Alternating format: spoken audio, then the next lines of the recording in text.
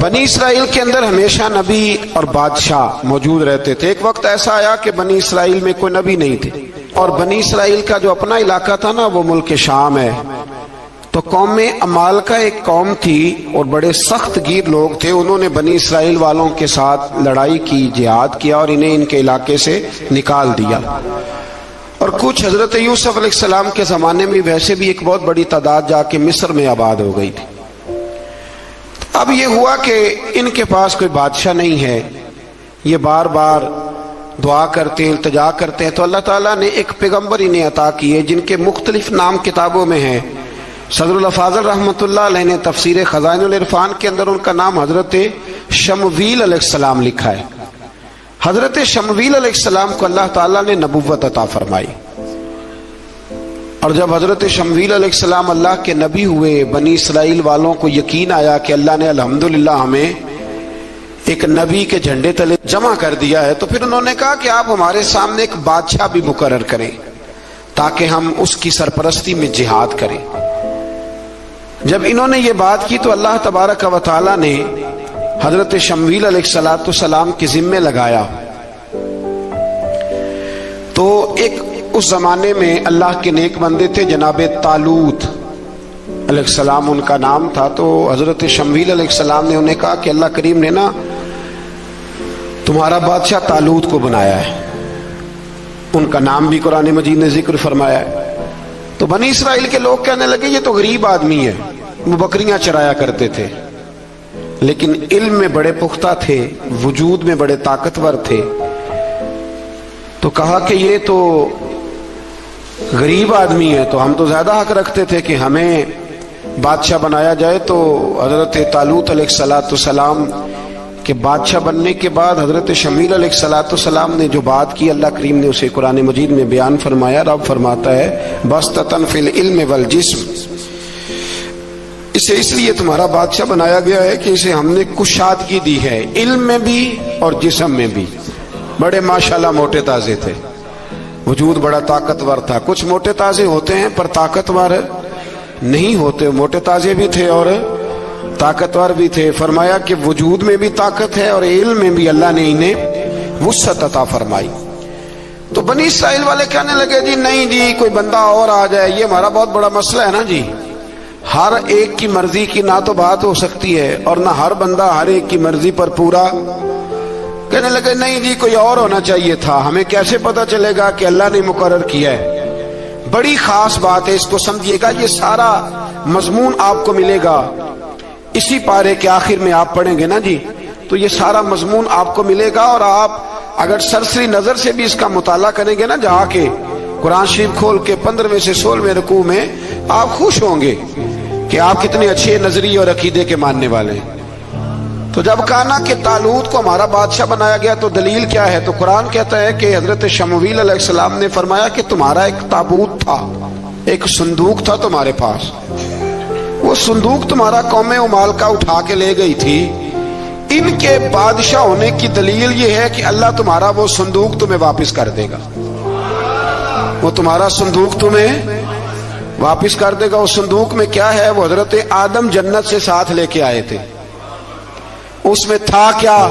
تو قرآن مجید کہتا ہے کہ اس کے اندر نا حضرت ہارون علیہ السلام اور حضرت موسیٰ علیہ السلام کے تبرکات تھے، تبرکات۔ کل میں ایک مولوی دیکھ رہا تھا بیچارہ، ایک بندہ نا مسجد نبی کے ساتھ غلاف اور شاید کوئی کفن تھا، وہ مسجد نبی کی دیواروں سے مس کر رہا تھا، تو وہ کہہ رہا تھا نہیں اس سے کیا ہوتا ہے، تبرک کوئی چیز نہیں، اچھے اعمال کی وجہ سے بندہ بخشا جائے گا۔ میں نے کہا تو مجھے ملے تو میں تجھے بخاری کھول کے دکھاؤں کہ حضرت عبد الرحمن ابن عوف جنہیں حضور نے قطعی جنتی کہا، حضور کے وجود پر کرتا دیکھ کے کہنے لگے حضور بڑا ہی سونا لگ رہا ہے، تو فرمایا تجھے چاہیے حضور مل جائے تو کیا ہی بات ہے۔ نبی پاک نے عطا کیا تو صحابہ کہنے لگے عبد الرحمن آپ کو تو ضرورت نہیں تھی، آپ کے پاس تو بڑے لباس ہیں، تو یہ کرتا حضور نے قبول کر لیا، کوئی لے کے آیا اور آپ نے مانگ لیا، تو وہ رو پڑے، کہنے لگے پہننے کے لیے نہیں مانگا، یہ حضور کے جسم سے لگ گیا ہے، میں نے کفن بنانے کے لیے مانگا ہے۔ تو کہتا ہے حضور کے تبرک میں خیر کوئی نہیں۔ اور آپ یقین کریں उन लोगों पे हैरानगी है, हमने भी मरना है ना जी, बड़ी जल्दी कब्र में जाना है, वक्त का कुछ पता नहीं, लेकिन इतने अंधे होकर लोग चीजों को देखते हैं और इस तेजी के साथ गुमराही फैलाते हैं। मुझे बाकायदा किसी ने वीडियो भेजी और कहने लगे जी देखें कितनी अच्छी बात कर रहा है, लोगों को समझाएं। तो मैंने कहा नहीं, इसको समझाने की जरूरत है। और मैंने उसको देखा है, वो जो लाल रुमाल वाला है, मैंने देखा है वो ढूंढ ढूंढ के जाहिलों को पकड़ता है, तलाश करता है, और अगर कोई मिल जाए बात बताने वाला तो फिर वो खुद पकड़ा जाता है, और कई दफा पकड़ा गया तो निकल गया है। अल्लाह ताला हमें समझने की तौफीक दे, हम सियाने हो जाए तो ये दूर दूर तक नजर नहीं आएंगे इंशाअल्लाह। तो वो ताबूत आएगा, बनी इसराइल वालों से कहा ताबूत में क्या था सुन लो, और ये कुरान मजीद है। आज मेरी मानना ये 15 में से 16वां रुकू जरूर ही पढ़ना कि वो आखिर ताबूत में क्या था, खोलना जरा। कुरान मजीद कहते हैं कि हजरत मूसा अलैहिस्सलाम और हजरत हारून के तबर्रुक थे। तो तबर्रुक क्या थे? तमाम मुफस्सिरीन ने लिखा है कि हजरत मूसा का एक कुर्ता था, एक डंडा था, जूते थे, और जनाब हारून अलैहिस्सलाम का इमामा शरीफ था, और तौरात की कुछ तख्तियां थी। तो उसका फायदा क्या था? उस ताबूत का फायदा यह था कि बनी इसराइल वाले जब अपने दुश्मनों से लड़ते थे, ताबूत सामने रख के दुआ मांगते थे, अल्लाह इन्हें कामयाबी अता कर देता था। तो कौम मालकों को भी पता चल गया कि संदूक में कुछ है जिसकी वजह से ये कामयाब हो जाते। वो संदूक उठा के ले गए। अब उनकी कम बख्ती ये, कम नसीबी ये कि उन्होंने जाके उसे रूढ़ी पे फेंक दिया। जब रूढ़ी पे फेंका तो उनके अंदर बीमारियां आ गई, वबाएं फूट पड़ी, मरने लगे, वजूद फूलने लगा। फिर उनके दिलों में बात आई कि ये हमने इस संदूक की बेअदबी की है। संदूक में क्या है? तबर्रुकात। हमें कहते हैं जी नालैन का नक्शा क्यों लगाया है? तुम्हारे तो बुजुर्गों का कीदा है, सर पे रखने को मिल जाए अगर नक्शे नाले पाके हुजूर, तो फिर कहेंगे कि हाँ ताजदार हम भी हैं। तो कहा कि उसके अंदर ये तबर्रुकात थे। उन्हें भी समझ में आई तो उन्होंने ना बैलगाड़ी मंगाई और वो संदूक उठा के उसके ऊपर रख दिया। अब क्या हुआ? कुरान कहता है कि फरिश्तों ने ना उस संदूक को वहां से उठाया। मुफस्सिरीन ने लिखा इसका माना यह भी हो सकता है कि उस बैलगाड़ी को डायरेक्शन पे लगाया। उधर से हजरत शमूएल अलैहिस्सलाम ने जनाब तालूत को बादशाह बना दिया और इधर से वो संदूक चल पड़ा। कहा भाई हम इनको कैसे बादशाह माने? तो फरमाया बादशाह इस तरह मानोगे कि तुम्हारा वो संदूक आ जाएगा। और कुरान कहते हैं उस संदूक में तुम्हारे दिलों का सुकून है, उसमें तुम्हारे दिलों का। और भाई हमारी तो कोशिश होती है बुजुर्गों से कोई चीज मिल जाए, अल्लाह वालों का कोई तबर्रुक हमारे हाथ आ जाए। तो वो संदूक आ गया, ये मान गए। अब जिहाद करने निकले तो लड़ना था जालूत की कौम के साथ। वो बड़ा सख्त आदमी था, 3-3 मन सोना उसने वजूद में पहना होता था। उसकी कौम से लड़ना है, टोपी बड़ी तगड़ी पहनी होती थी लोहे की। अब कौन लड़े? एक नौजवान थे जिनका नाम था दाऊद अलैहिस्सलाम। वो भी बकरियां चराया करते थे। और जिन दिनों हजरत तालूत निकले ना अपनी कौम को लेकर जालूत के खिलाफ लड़ने, तो हजरत दाऊद भी शामिल हो गए।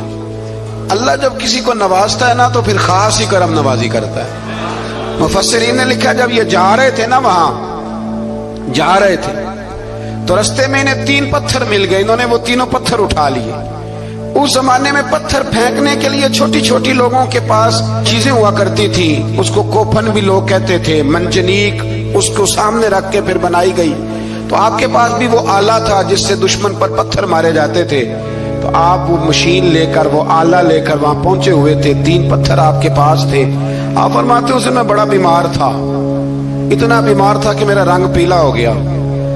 अब वो जालूत के सामने कोई नहीं जाता था। तो जनाब तालूत कहने लगे कि जो जालूत को मारेगा ना, यानी इनके बादशाह को, इस कौम के, तो मैं उसे अपनी आधी सल्तनत भी दे दूंगा और अपनी बेटी का निकाह भी उसके साथ कर दूंगा। देखे अल्लाह नवाजता है तो किस अंदाज में नवाजता है। तो हजरत दाऊद कहते हैं वो दूर खड़ा था तो मैंने ना 3 पत्थर मारे।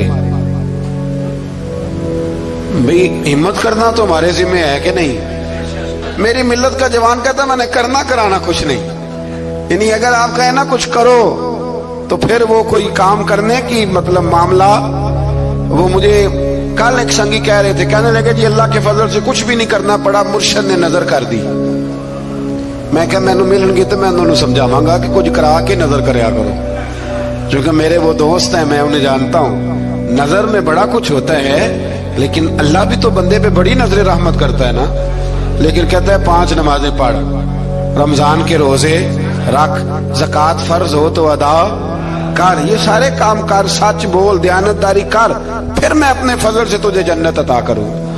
تو یہ جو رویہ ہم نے بنایا یہ درست نہیں. تو فرماتے ہیں 3 پتھر میں نے مارے, اللہ نے اتنا فضل کیا کہ وہ بھی مر گیا, اور اس سے چھو کے میرے پتھر آگے بڑھے تو اس کی فوج کے 30 آدمی بھی مر گئے. 3 پتھروں سے 31 بندے اللہ نے مار دیے. فرماتے اس لیے کہ ہاتھ میرے تھے اور طاقتیں میرے رب کریم کی تھی. تو حضرت داؤد علیہ السلام کے حصے میں جناب طالوت کی صاحبزادی بھی آئی, آدھی سلطنت بھی آئی. کافی سال حضرت طالوت حیات رہے, پھر ان کا وصال ہو گیا, تو ساری سلطنت حضرت داؤد کو ملی, اور پھر اللہ تبارک و تعالیٰ نے انہیں نبوت بھی عطا فرمائی. یہ دنیا میں واحد پیغمبر ہیں جو بیک وقت نبی بھی تھے اور بادشاہ بھی تھے. اور پھر اللہ نے فضل فرمایا, انہوں نے بڑی بڑی فتوحات کی.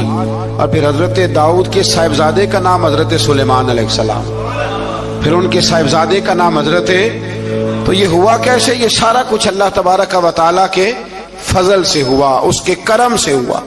اب اس واقعہ سے ہمیں کیا پتہ چلتا ہے؟ ہمیں یہ پتہ چلتا ہے کہ رب جب فضل فرمائے نہ کسی پہ بھی, تو ہمیں اس بندے کو دیکھ کے راضی ہونا چاہیے, کوئی شکوہ نہیں کرنا چاہیے. اور دوسری بات یہ سمجھ لینا چاہیے کہ حکومتیں, مال, دولت یہ صرف سیاستوں سے نہیں ملتی, یہ خدا کے فضل سے ملتی. اور یہ بھی سمجھ لینا چاہیے کہ جو بزرگوں کے تبرکات ہوتے ہیں ان کی کیا ہی بات ہوتی ہے. کرتا ہے جس سے بچے والے کے دنوں کے اندر کجی پیدا ہو,